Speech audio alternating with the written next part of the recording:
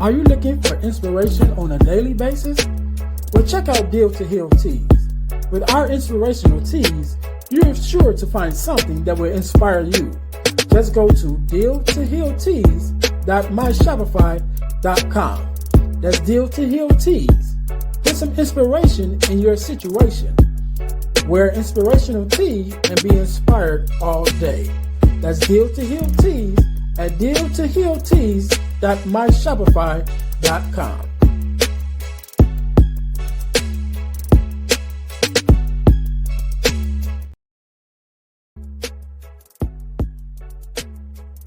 Hi guys, if you're enjoying this podcast, then I know you'll enjoy the Deal to Heal with E. James podcast. I'm your host, Earnest James.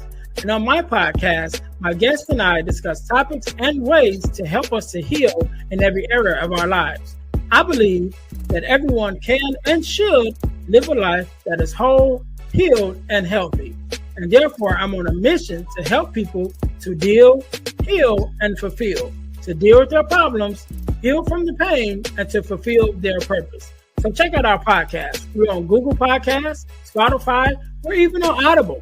And if you want to watch the podcast, check us out on our YouTube channel at Deal to Heal with E. James Podcast. Until then, see you soon.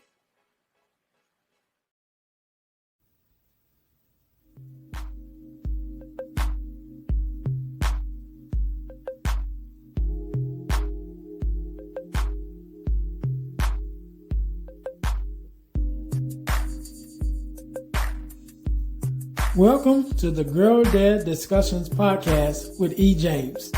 We believe that the relationship between a dad and daughter is one of the most important relationships in a woman's life. Our mission is to promote the daddy-daughter relationship by spreading the voices of girl dads to the world and give love and support to all of our dads and their daughters. Let's get to it. Let's tune in.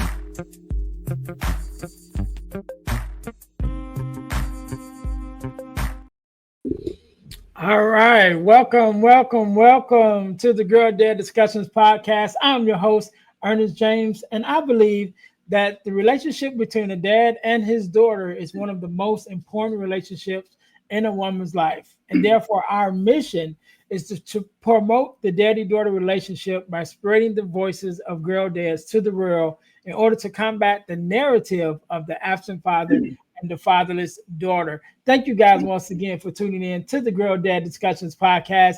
If you haven't already, make sure that you listen, like, subscribe, and share our podcast on all of our social media pages at Girl Dad Discussions podcast. Also, make sure that you guys are checking us out on our new YouTube channel, which is the Deal to Heal Podcasting Network. Again, we're on the Deal to Heal Podcasting Network channel, where you will find the Girl Dad Discussions podcast, as well as our partner podcast, which is the Deal to Heal with E. James podcast. Both of those podcasts can be found on the Deal to Heal Podcasting Network channel on YouTube. So make sure you guys go and check us out there. Also, our product of the week. As you guys know, we are a self-sustained podcast, and the way that we stay on the air is by bringing you amazing products for you to purchase. And so our product of the week is our Purpose Journal, as well as our Purpose Planner, because we believe that we should journal in order to keep track of where we've been and where we are, as well as plan for our future. So you guys can get your copy of our Purpose Journal and our Purpose Planner on Amazon. The links are in the description, under the podcast. So make sure that you guys, are checking us out there. However, today, just like any other day, we are blessed with the guest, not a unfamiliar guest. If you are a listener to the Deal to Heal with E. James podcast, but we are back with Jason. And how you doing, Jason? I'm good, man. I'm on fire. I'm excited to be here and chat with you tonight. Yeah, man. I'm glad to have you. Could have been anywhere else with anyone else, but you're here with me and my listeners. We definitely appreciate it. So, Jason, we go jump right in it. Do me a favor, give us a quick um, idea. Tell us a little bit about who you are and what it is that you do. Yeah, absolutely, man. Like he said, appreciate the introduction. I'm Jason Pockrant, two-time best-selling Amazon author, TEDx speaker. My latest book was Father-Daughter Conversations. That was a book that I put together back in 2015 with myself and 10 other dads to figure out what we're going to talk about tonight. How to help brand new dads figure out what in the hell do I do as a new dad with a daughter. I've been in business, self-employed, doing entrepreneurship, e-commerce, licensed real estate agent here in Michigan. So realtor, affiliate marketer, business owner, coach, speaker, do a little bit of all things here. Essentially anything I can do that I've been able to do since 2012 to create the life of freedom for myself and my family so that I can stay with my wife and my two daughters and help other dads do the same and figure out how to better connect and fully engage with their little girls. So I love it. I love it. That means we're gonna have a great conversation. So, Jason, starting off, I always like to start off with two questions to all of my girl dads. So, first question is, what does it mean for you to be a girl dad? And then, what is it? What is something that your daughters have taught you? mm, I think what it means to be a girl dad is it means that maybe for the first time in your life as a man, you have to put down the shield and you put down the armor and you have to allow yourself to experience vulnerability and authenticity at its deepest levels, maybe Yeah. sometimes for the first time. Um, but it's just one of the greatest learning experiences and just being able to kind of understand what it means to really be the one single rock and role model that another human being in this life is staring and watching and learning and reading and listening and just like modeling everything we do. I think it's one of the most profound and most challenging and it's like one of the hardest roles out there. But I think that's the key is just kind of discovering that in the first place. And Yeah. second question was, hit me again. What is something your daughters have taught you? Um, well, I mean, it's gonna sound cliche because I spend most of my days in my life trying to like help other dads be present and be fully engaged. And I think one of my hardest, most like difficult kryptonites is actually being present sometimes with my daughters. Like, Yeah. there's been a few times where my daughter has literally said to my wife, Dad's on his phone all the time. I'm like, I'm not on my phone. I got to talk to clients. I got to sell houses. I'm doing real estate. But then like just that realization for myself of like of how much I say, hey, I want to be here with you guys. And then the challenge that it can be to literally put your phone down and like play the game, watch the movie, watch the show, to just give that undivided attention. We all know we need to do it. We all know it's what our girls want from us. So it's been interesting, like, to hear my girls like call me out and point it out. I'm like, you were playing on my iPad all morning. You're like, Dad's on his phone again. I'm like, okay, fine. I'm on my phone. Relax. So I love that because that is so real for most of us as dads.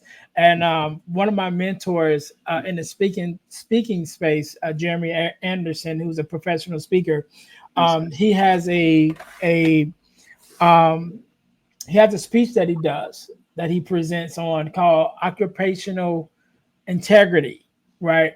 And it's not most people automatically think occupational, so it's like on the job. He's like, no, it's being, using integrity in every space that you occupy as a person, and he gave the story about, that very same thing as him even being the one who's preaching this message, to people, but also to dads about being present and being, not giving your job your best and your family the rest, right? nice. And so it's really about, being present with your family. And then he's like, but he knows that it's hard because he himself found himself doing it one day. You're working and you're trying to do this, and the kids come in like, hey, Dad, I think it was his son, he gave the example. His son came in, it's like, hey, yeah, let's go in the backyard, and play basketball. And he's like, no, I got to do this, I got to do whatever. And right after he said it, it's like it's like God tapped him on his shoulder. It's Mm-hmm. like, you're being a hypocrite because you just gave this speech at Yeah. that corporate office, last week, Yep. telling them to be present, and now you're not present. And it was like that wake up call. It was like, oh, what I'm saying? So he had to, put his stuff down and attend to his family. But as men, that is, hard sometimes because we have so much responsibility, on us as husbands and fathers. But we can't neglect the fact that, yes, we're doing this for our families, but at the same time, what's most important to them is us, not necessarily the things that we do, Right. and so we do have to be present. So, Jason, I'm gonna take it back a little bit, man. First of all, and I always forget to ask this question, so I Yeah. got to make sure I ask. Yeah. What is your daughter's names and what is their ages? Yeah, we've got I got two little ones running around. I've got Lakin and Lennox. So Lennox is firstborn, my number one princess. She has me remind her all the time that she's daddy's little girl and she's my favorite because she was first. And she's 10. And then Lakin is our little Spitfire 4-year old who just came in and stole my smoothie. So yeah, that's those two. So let's go back, Jason, and you can speak on the experience of either daughter or both daughters, Yeah. right? So how did you find out you were going to be a dad for the first time? So was it planned, as we would like to say, or was it just like, hey, honey, we're here now, surprise? Yeah. So, funny story. I tell people all the time. So, I live in Michigan. I live in Michigan, right? And I've been here for 38 years of my life. I tell people I've been trying to move away for like 36. But there was two times we were going to move away, right? Like our dream and our heart's always been to kind of live in Tennessee.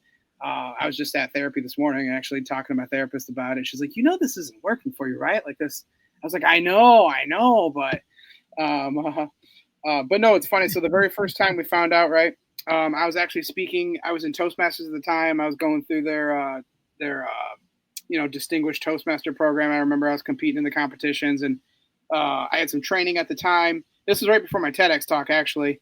I got training. I had a coaching session I won with the 2004 World Toastmasters champion Lance Armstrong.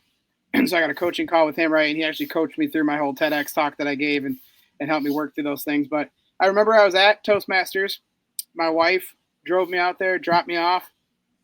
And I think it was like right before she ended up dropping me off that night too. We had went to the doctor's that afternoon. We had the pregnancy test. We went there. And I remember I put this in the book. There was in my very first chapter. Very first chapter of the book is called "Oh Shit, I'm Going to Be a Dad." And because I remember my wife, we went out there, went to the doctors, and she takes pregnancy test, and doctor comes back in the office, and she goes, "Congratulations!" And I looked at her, and I said, "For what?" "You're going to be a dad." And I was like, "Oh shit." All right. And then I remember like, hey, babe, I was like, we got to go. I got Toastmasters in like an hour. And so I remember she dropped me off out at Toastmasters and I did the meeting or whatever and got back. It's funny. I still have I just found it a couple days ago. We still have a picture of the pregnancy test I found on the laptop from like years ago and stuff. But yeah, that was 2015. And it was right around the time we were thinking about I left my last job as a team leader of our Target right before that, and I remember that was right about the time we were like, let's move to Tennessee, let's up and go, chase the dream. We'd only been married for a year, um, so that quickly sizzled, and I was like, yeah, and then we're like, here we go, and then a few years later, 2019-20 came, we had a situation happen and we ended up losing one, and then shortly after that, right around COVID time, another one of those, there you go. I was like, let's move out of state. Let's leave. Let's get the motorhome. We're going traveling, baby. And then we're like, we're not. We're having another baby.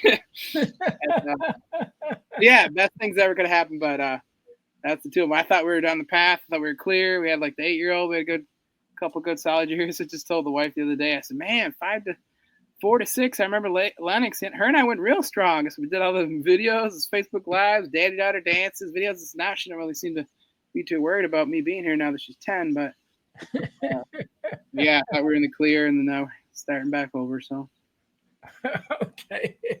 So did you guys? I know you mentioned about you guys going to take the pregnancy test at the hospital. Did Yeah. you guys find out what the sex was beforehand, or did you guys do like a gender reveal, or you just were No, like, you know what, we just gonna be surprised? no, we actually so we did the doctor's thing. We waited a while. We I remember actually we actually went and we went and to we revealed the gender for each other at Olive Garden because that's where we like to go out to eat. So I remember we went. I have a little video. I have a video somewhere actually I can find. Um, yeah, we had the envelope sitting with us and stuff, and we opened up the envelope at the restaurant there out at the Olive Garden. And till this day, that's one of Lennox's favorite places to eat. But yeah, we did it at the Olive Garden. We got all excited. We were like, "I want some Zappa soup, some sausage soup." So we went out there and then revealed it, and that's when we found out we are gonna have a girl. I was like, "All right, all right." All right. What about the second time? You guys same deal or? That one, that one we ended up going in for. We went in for an ultrasound, if I remember. Yeah, I remember we went in for an ultrasound, and I think we were sitting there, and I don't know if the doctor. I'm not sure. I don't remember if she did it right then or not, but she kind of like typed it up right in the ultrasound there, right, and it said like, "Hi, I'm a girl," and like kind of like threw it out there for us right there. So yeah, I remember I have an ultrasound picture somewhere that says, "I'm a girl." So yeah, Sweet. there's no like crazy surprises. I wasn't gonna wait around until the baby got here. Right. Too many clothes. Yeah. So as a new dad, so when I started this podcast, I purposely had my first guest, which is my cousin, right? Yeah. So brand new dad, first child, little girl. I think at the time that we recorded the podcast, she was only like 2 or 3 months, Okay. right? And I had him be my first guest. Um, and so I always say that, with each guest that I have on, I like to reflect back to him because, like, all right, what can we share as dads? You've been 10 years in now, Yeah. with one daughter, like, what can we share back to him to help him on this journey since he's just getting started?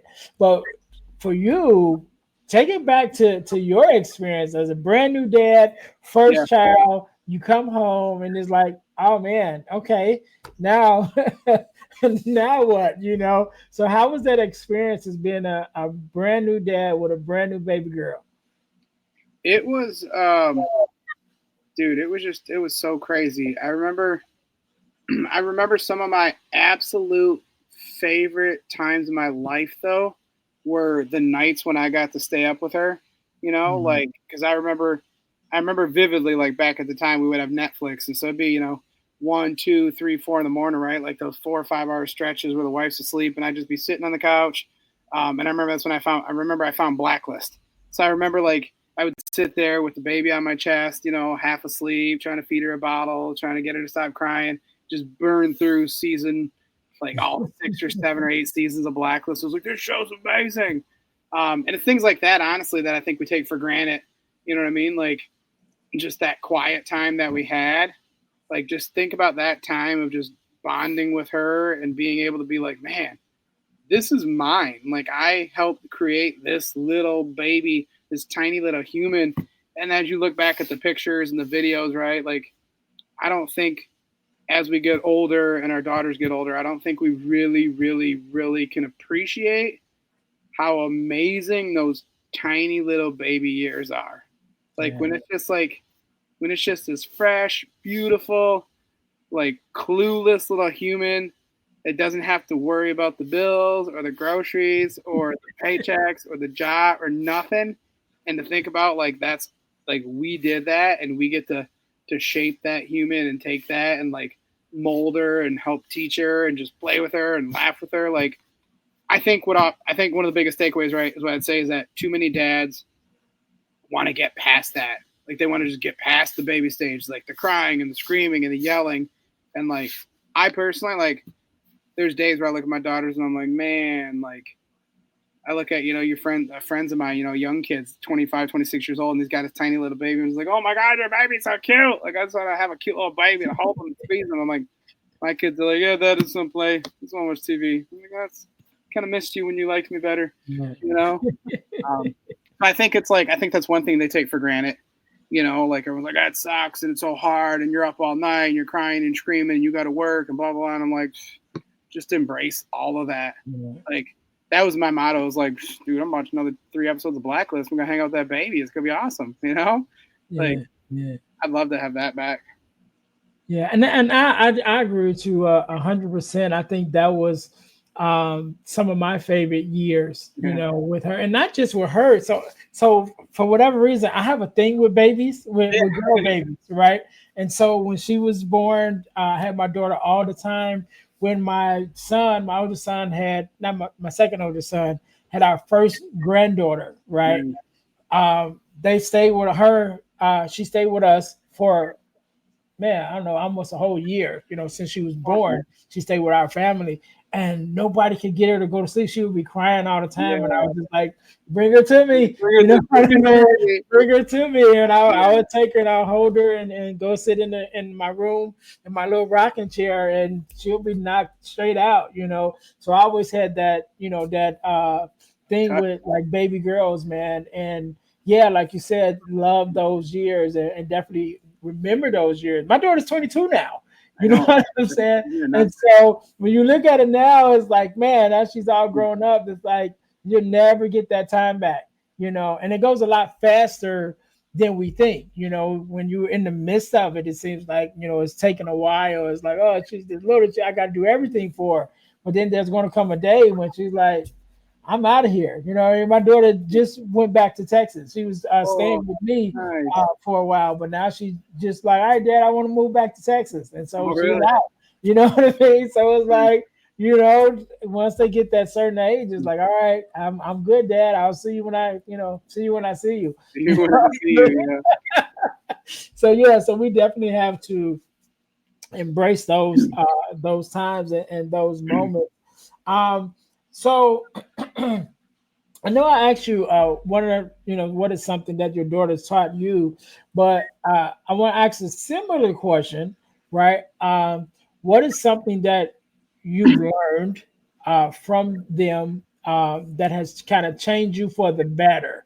Because we think we are great dads and great men, and then we have a conversation or an experience and be like, okay, well, I see where I can do better. And even in my own life, with my daughter being 22 now, we had a conversation not too long ago, and she's like, Dad, every time I talk to you, I was trying to fix everything, because they come tell me about, oh, Dad, this what happened at work and this what happened, and I'm like, all right, and as dads, we want to, fix everything.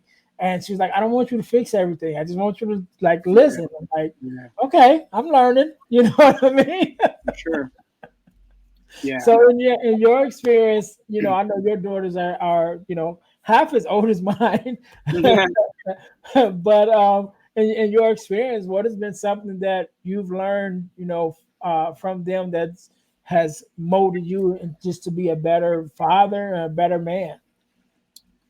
I think one of the things that I've learned, and I feel like truly I've been fortunate to have learned this like sooner, right?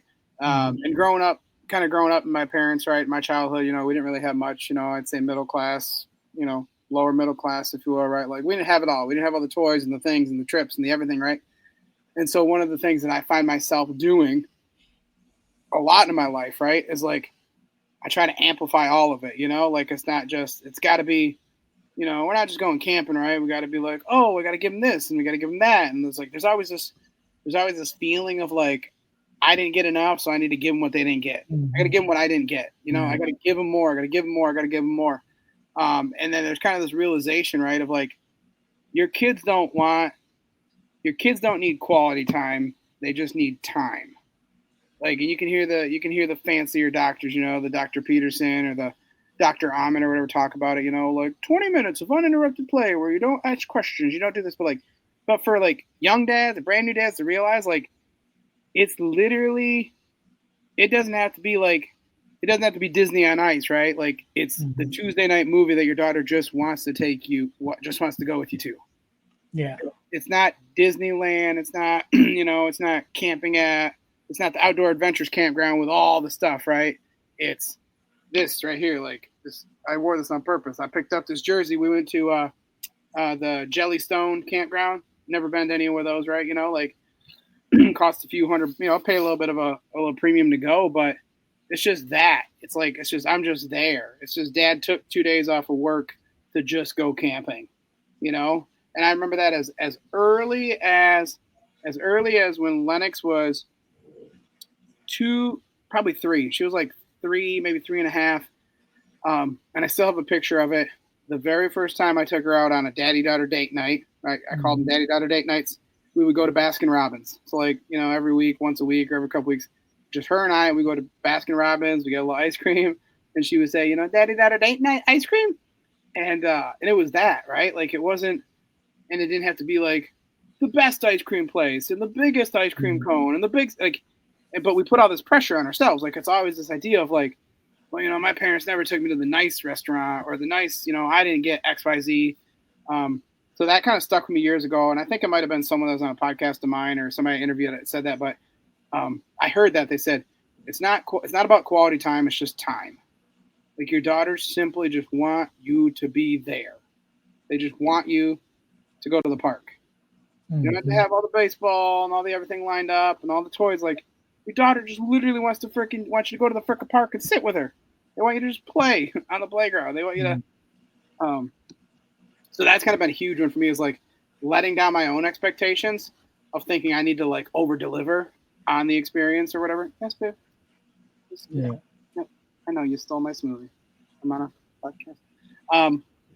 So that's the idea. Like just learning to just be there and like let go of my expectations and know that giving them that time is giving them so much more than we realize we're even giving them or probably what we think we're giving them.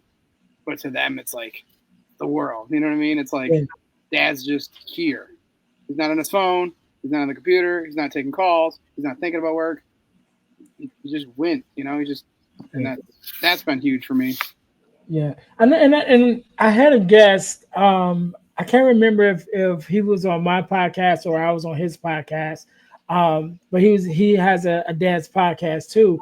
And I remember us talking about this same topic, right? Yeah. And he was saying how he took his family to Disneyland, right? And his daughter would, I think he has two daughters.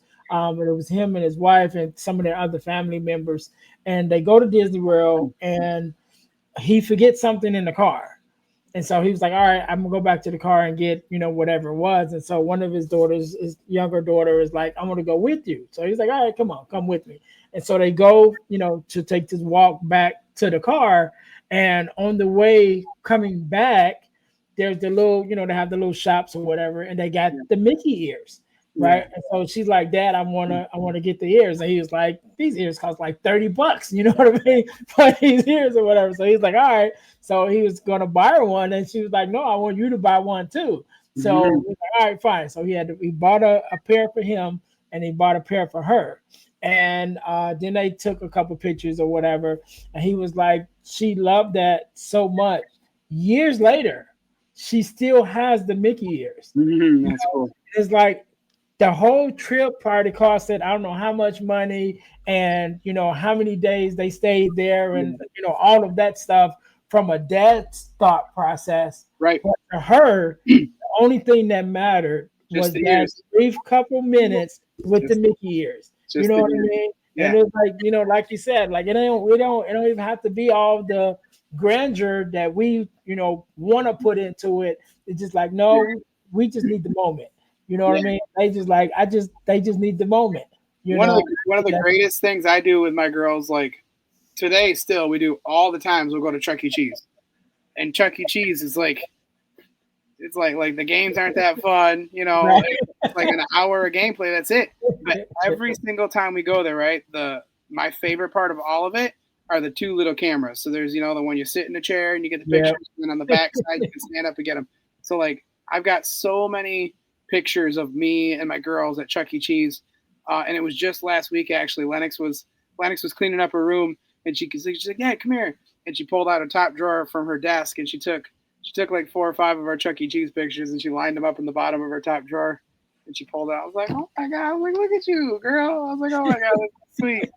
I'm like, because to me, like, that's every time we go, right? So it's like almost, I have all these pictures of like, oh, she was like 6 and then 8. And then there's every few years, and it's Chuck E. Cheese. It costs like, it's like $20. You play for an hour, and you hang out. But that's funny too. You said that about Disney. It's funny. I talked to a lady one time. I don't remember who she was, but I remember I had a conversation with a woman. This was right around COVID time. And I remember she told me, she was like, me and my husband, and they both had good jobs. I think they worked, they did whatever. She's like, every single year we've taken our kids to Disney. Like once a year we go to Disney. And they love it. They love it. And I remember with COVID time, she's like, this was the first year we couldn't go to Disney. And we took they took a camping trip for the week instead. Mm-hmm. And she's like, all my kids talk about is that camping trip we had with Dad this year. She's like, they've never talked about Disney. Like they don't, none of it. She's like, the best time, they said the most fun they've ever had was our trip where we went camping for a week instead of Disney. And I'm like, that's what I've been telling you. Like you guys are thinking we're going to, because she's like, a tradition. And every year we got to take the kids back to Disney and they'll love it. And it's like, it's mostly for you and your ego. Let's be honest. Yeah. It's you. You got to feel good. You got to look good. You got to, like, come on, 4-year-old doesn't even remember Disney, all right? Like, wait till she's old enough to make it worthwhile or something. Right. Because I think in our minds, we think that they're really going to remember this and to remember, not necessarily the cost, but more the sacrifice. I don't know how you want to say it, but to them, it's like, and even though it's a nice experience, when it comes to the experience of being parents, when you take your child to Disney World or any of the big attractions like that, it's more of them interacting with the environment. Right. You know what I mean? You see the pictures and the characters and all of that stuff. That's not really your relation. You know what I'm saying? Your experience with them. Yeah. So that camping trip was like, it's just us. Right. You know what I mean? So we're making fires and cutting woods and putting up tents, and you know what I mean? Yeah. So I definitely understand why that would be a more impressive memory to their kids, because that's when they had their uninvited attention. It's like, okay, it's us together and not, the characters or whoever, wherever it is. I think that's again, going back to what you said earlier, is not the necessarily quality of the time, it's just the time. I want to ask a question. So, as a dad, right? We have a lot of things that we learn and some things that we hang our hats on. As being, fathers. As a dad, what would you say would probably be one of your biggest accomplishments that you made, as being a dad? It's like, I did that right. You know what I mean? Wow.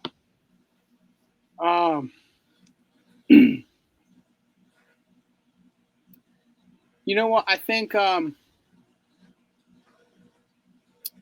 it's interesting perspective, but so for me, when we first had so I've always wanted to have kids, right? If anyone heard the other episode or heard the podcast, right?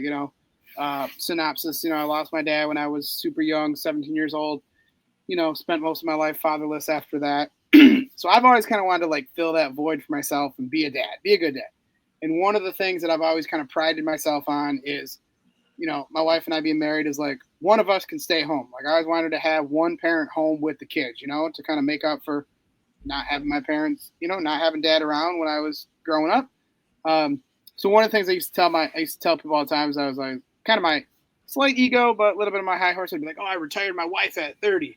And that was when I took a job when I went from stocking shelves at Sam's Club, doing retail when we first had Lennox, and then studied my ass off, passed my Series 7, 66, got fully licensed financial advisor, took that 8 to 5 and did that. But when I did that, that's when we started the e-commerce brand as well, selling on Amazon and stuff.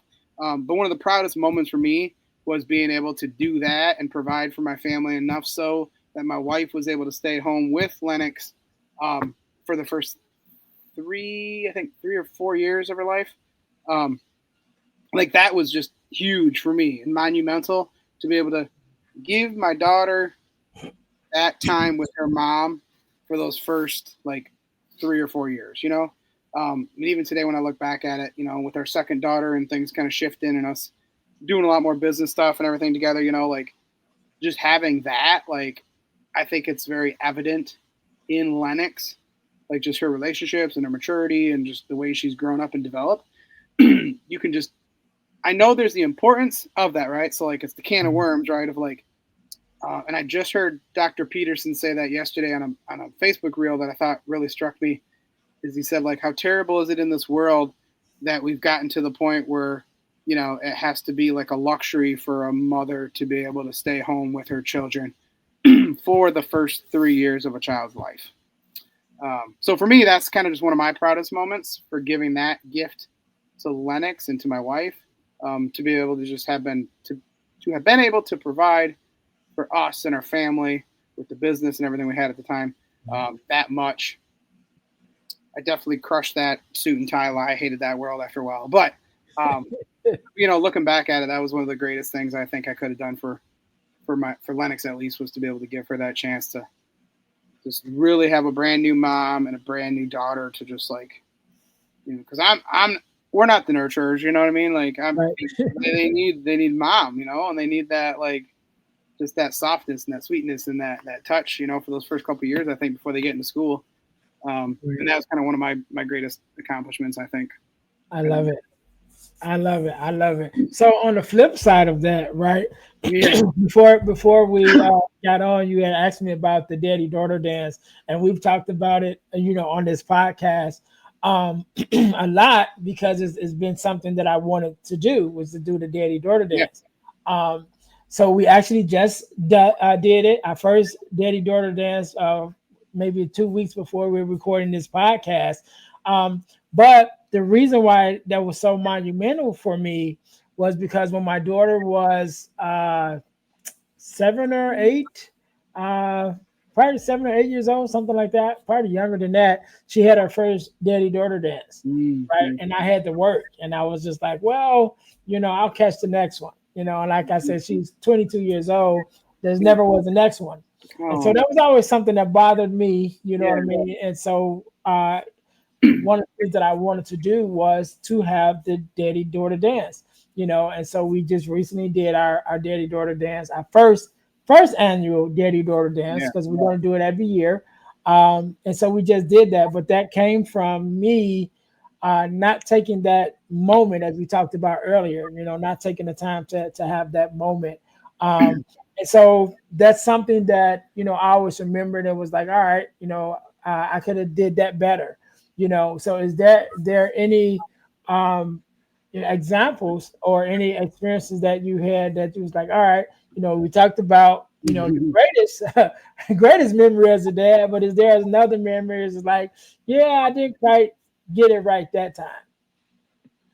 Dude, I mean, I'm sure there's plenty of them, right? Where I wish I could take it back or do it or re-say it, or not say it.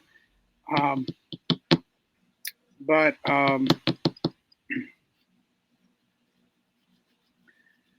don't know. I think just for me personally, over the years there's been conversations with Lennox, with my oldest, right, and my wife about just the idea that Lennox is like, I don't want to tell Daddy that. Like, I don't want to talk to Dad that. I don't want Dad to be mad at me. Like, I've heard that before. Like, it's just this blanket. Dad's gonna get upset with me. And so like for me, there's a bit of like a, it's not a temper, but there's like a quick to anger kind of that I got from my dad over the years, right? And I think like there's just like this. There's been like this persona sometimes where Lennox has made the assumption like Dad's going to get mad at me, and I'm like, no, babe, like Dad's not mad at all. Like Dad's not mad, like. But to me, that's one of my biggest failures is just the hurt that, you know, she'll go to my wife first and know, hey, I can go tell mom that, but I don't want to tell dad. One of the biggest things I want is to be able to have her, like, you could tell me any of it and all of it. You know what I mean? Like, you can, Yeah. but like you say, right? Like, your daughter, maybe, maybe there's times where she's held back because she's like, I don't want dad to fix it. Like, you're like, Yeah. no, I'm not going to fix it. I'm not going to fix it. But like, so for me, there's just like that little assumption of kind of like, is dad going to be mad at me? I'm like, honey, I don't even get mad. Like, no, come on. Like, I just, so it's kind of Yeah. like, man, it's the question of self reflection, right? Of like, what did I do to make her think if she tells me I'm going to get upset? And that I think that comes from like, I think sometimes I have a lot of judgment toward my wife. Like if my wife says something and then I'm like, oh, it's like, there's that reaction. So it's what they see. It's like what Yeah. she sees. Dad's always mad at mom. Mom said this, dad got mad. Mom said that. And so I think just like kind of breaking that, if I can think, you know what I mean? It's just always those moments of like, man, I wish I had said this to her that night. Or I wish I hadn't said that. I wish that Yeah. one night I just didn't snap. I didn't yell. I didn't get, you know. Yeah. Great. Great. So, just off the top of your head, as we before we close, what is something? Do you have a uh, experience that just whatever that you might want to share, just an experience that you may have had, with your daughters, good or bad, whatever, it's up to you. Or it could even be a learning experience for the other dads that's out here, especially with the work that you do and things of that nature. Do you have any experience that maybe you would like to share that, because I always say, reflecting just back on, that first episode with Yeah. my cousin that's just getting started on his journey, like something you could share that, maybe can help him out, on the journey that he's on. Yeah, I think there's just this idea of there's an idea of embracing for your daughters any and all interests that they have. So you might want them to play piano, you want them to get in karate, or you want them to play soccer, or you want them to whatever. But like for dads, I think the biggest thing we can do is to take that time and like actually sit back and see what they like. So for my daughter, she's not sports, right? We tried volleyball, we tried basketball, but for her, the single greatest thing that she loved more than anything was the one season that her and I took MMA together. We took a mixed martial arts together. And then my daughter can draw like it's nobody's business, and she can sing like it's nobody's business. And I think for me, one of the greatest things is back in the day when she was 3, 4, we lived in a small little apartment. And it was almost daily. It was like every couple of days or at least once a week. We would do these daddy-daughter dance parties, I call them. So whenever we were in the car, right, I do a Facebook Live and I hit it, and we would just whatever was playing, like we'd crank it out. I remember I have a video of us one time in the apartment, and we're doing Demi Lovato's "Tell Me You Love Me," and I look back at those videos, right, and I think like I think I had some small little part in helping shift her into her love of singing and music and watching The Voice. She watches The Voice and American Idol and just all those things. And it's because I embraced it, right? Like I helped encourage her on the things she wanted to do that was natural to her, rather than being, well, you really need to try volleyball. Oh, you didn't like volleyball? You really need to try basketball. You don't like basketball? You really need to do soccer, like, because like helping your daughters discover their purpose and their passion at a young age, you know, can change their life. Can change their life. No matter how you might think, you know what I mean? Like she might be the next Disney animator. You know what I mean? Like Yeah. does like it's crazy those things she'll do. She watches that one shameless plug for that guy on YouTube. Whatever that YouTube guy is the dad with his daughter, and they draw little characters and like teach how to draw them, and they like to draw alongs and stuff or whatever. And it's crazy. It's like the funny little thing where you like fold the pictures and you pop it open. It's like all another picture. I'm like, how in the hell did you draw that, babe? Like, that's what I do stick figures and potato people nowadays. Like, but I just love her. I love her for it. Her little voice and her little drawing skills. And it just like it makes my heart happy when I look back at those things. And like age 4, 5, 6, she was just my little girl in that apartment complex every night. We would walk around the same loop. We listened to Les Brown. I listened to my podcast, and there was a little pavilion in the center there.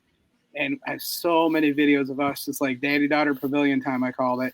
And it's just those things, man. It's just those memories that we take for granted so much when they're 8, 9, 10, and they like start to just, I don't know. Yeah. It's just that, man. I think just embracing what they like is, I think, one of the single greatest things a dad can do for their daughters. And I think that's what I did. I think I had a little part of that, to them. Like, babe, keep singing, baby. Sing your heart out, girl. Sing your heart out, baby. Yeah, and it changes too. It changes too because I know when my daughter, my daughter liked to draw too. I have the gift of drawing, and I haven't Nice. drawn in years. But that's one of the things that she actually, I could say, she got from me That's is cool. the ability to draw. And so she used to draw a lot when she was younger, and then as she got a little older, she got into photography. And I was Nice. like, all right, and I was, uh, like really kind of like, okay, that's what you want to do, kind of push her in that way. And then she was like, all right, I want to do that no more, Yeah.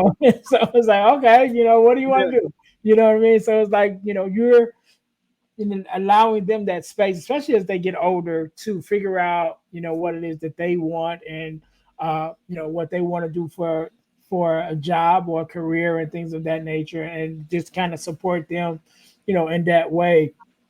So we're going to take a turn a little bit, right? To a segment of the podcast that I call "Getting to the Core," right? Yeah. And so I sent you a copy of the Core 4 ebook that I wrote, which is the Core 4 values that every daughter should get from her father. And, to my audience, you guys can get your copy of the Core 4 ebook at ebooksbyejames.com. Again, that's ebooksbyejames.com. And it's the Core 4 ebook, which is the Core 4 values that every daughter should get from her father. And so those 4 values are guidance, affirmation, love and affection, and protection. And so, just for you, Jason, when you look at those four values in your own life as a father, which of those values probably were is the most important to you to instill in your daughter? 100% affirmations. Like, I mean, the love languages, Gary Chapman's book, right? Like, I am personally, I'm a huge words of affirmation. Um, and I think 100% honestly, the way the world is today, as says, like the mental health epidemic, I think like you hear it years and you hear it over and over again, tell your daughter you love her, tell your daughter you love her. But like for me, there was an episode of John Deloney, or just a random clip I heard one time, right? He said the single greatest thing you can do for your daughter every day is to give her a hug and put your hand right here in the back of her neck and hold her for a moment and tell her how much you love her and how beautiful she is and how much she's, just like it just calms the central nervous system as a whole. But like every day, man, every day you tell your daughter, you tell her you're beautiful, you're loved, you're special. Like there's not enough times in the world that your daughter can hear from her dad that she is loved and respected. Yeah. Because 100%, when she's 15, when she's 20, when she's 30, like as a dad, we don't even want to think about what's going to happen in the world. We don't even want to think about that shit, okay? But like for them to know, I am confident, I am amazing, I am loved, I am strong, I am worthy, I am valuable. Like for them to be able to carry that into their future and have the self respect for themselves, you know what I mean? To find a good person, to find a good man, is, one of the greatest things, which you think about it, right?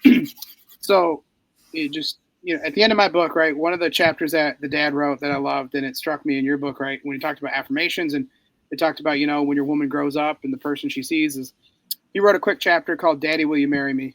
And it was about how his little girl came up to him one day and said, Daddy, will you marry me? And he stopped and he started really thinking about like, like the way they watch you treat your wife in your home every single day is 100% the expectation of how a man should treat a woman, and that is who they will find in a partner. Yeah. I was just like, like literally, you, the man, as a father, are defining for your daughter what type of man is worthy enough, is good enough for her. Mm-hmm. And if you don't stop and be like, holy shit, I need to think about how I treat my wife, how I speak to my wife, how I love my wife, girlfriend, whatever, But like Yeah. even the little things, like, do you hold her hand? Do you kiss her? Do you give your wife hugs in front of your daughter so your daughter can literally grow up at 22 years old and be like, my boyfriend needs to hug me more. My boyfriend needs to hold my hand. My boyfriend needs to open the door for me. Like, because that's what they're looking for, man. Like they're looking for us to reaffirm, like you said in your book, they're looking for affirmations from us of how they should be treated as a woman. And you're just kind of like, you're like, wow, no pressure, Dad. But Right. so that I think is just and it's huge. Like I say it as a man, as a fatherless boy who became a fatherless father. Like we grown ass men still need to hear words of Yeah. affirmation at age. I'm 38. Like I still want someone to tell me, "Good job, Jason. You're doing Right. good. You're doing good, kid. Like you're a good dad. You're a good husband. You're a good father. I mean, we all shit. We all want the Lord. We all like it when we hear from God. Like you're a good father, Jason. I'll start crying now, but just thinking about that, like you don't realize it's like, oh yeah, tell your lover, yeah, tell your lover once. No, it's like every single day. Tell her I love you. You're beautiful. You're confident. You're strong. You don't ever forget that. Yeah, yeah, and I want to touch on two things that you just mentioned that I think is important. One of the things that I talk about, and I think I talk about it briefly in the book, is that as a woman, right? As a woman, your daughter never stops needing those core values. They just look for it from someone else, Yeah, right? I read And that. so when we talk about being that example and giving them those values, when they start looking for a mate, a spouse, they're going to look for those values to get those values from whoever that man is in their lives. And so they never stop needing those values. And one of the other things that I often share is another thing, like you just said, about us as men, needed to hear the words of affirmation. Those same core values, even though I wrote the book from a father to a daughter aspect, those same values our sons need too. You know what I mean? Absolutely. And those same values we need as men too. Like we need guidance sometime, and sometimes we need to be affirmed. Like you said, and even protected. Sometime, the little boy in us, that grew up, fatherless, or that grew up without, the figures in our lives that we would have wanted. Sometimes that little boy in us, even as grown men, sometimes still need to be protected. And so those core values goes for girls and boys. And so yeah, I just wanted to point that out. But yeah, man, great conversation, Jason, man. I definitely appreciate having you on.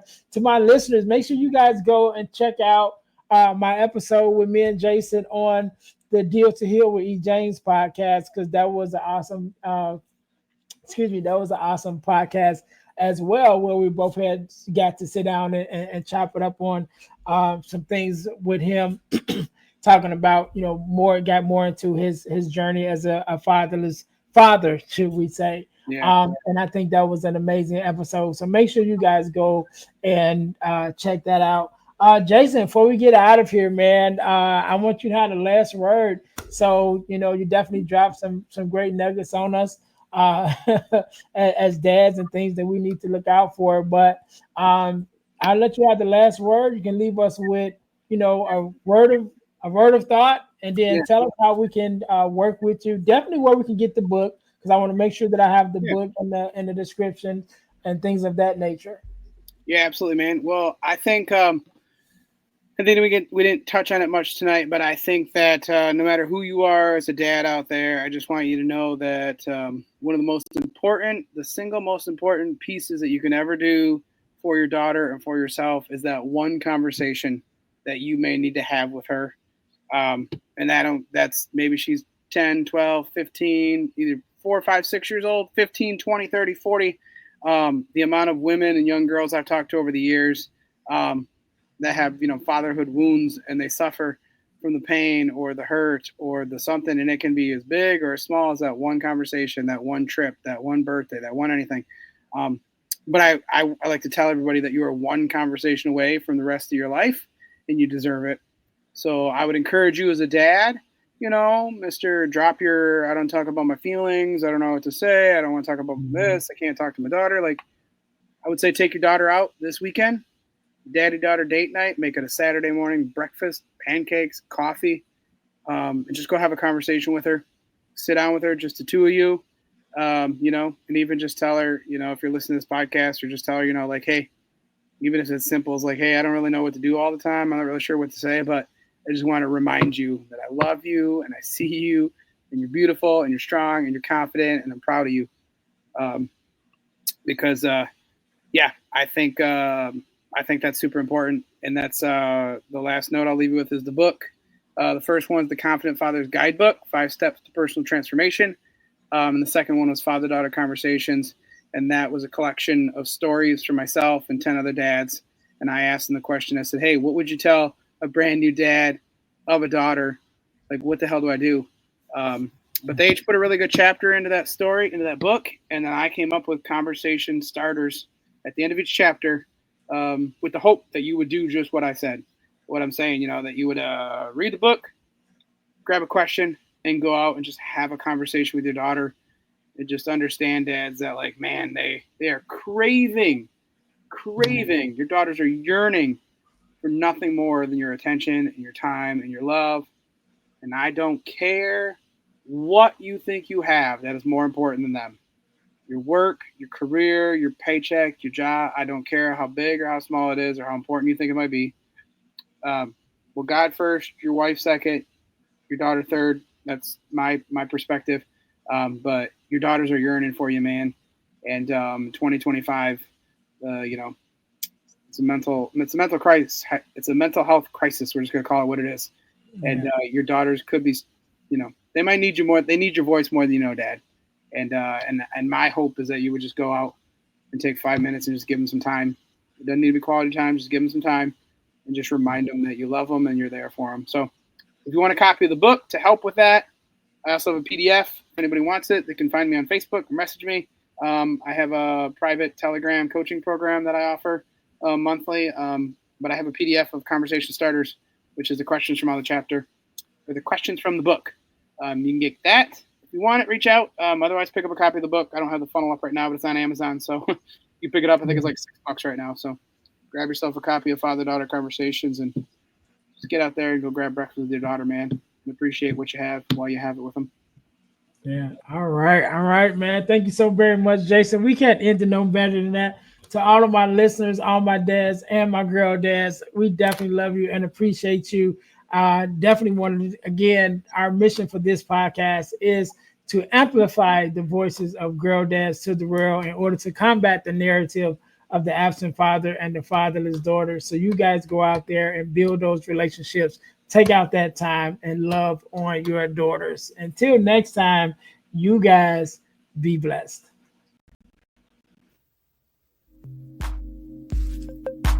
Thanks for listening to the Girl Dad Discussions podcast with E. James. Be sure to subscribe to our YouTube channel and subscribe to our podcast on all your podcast listening platforms.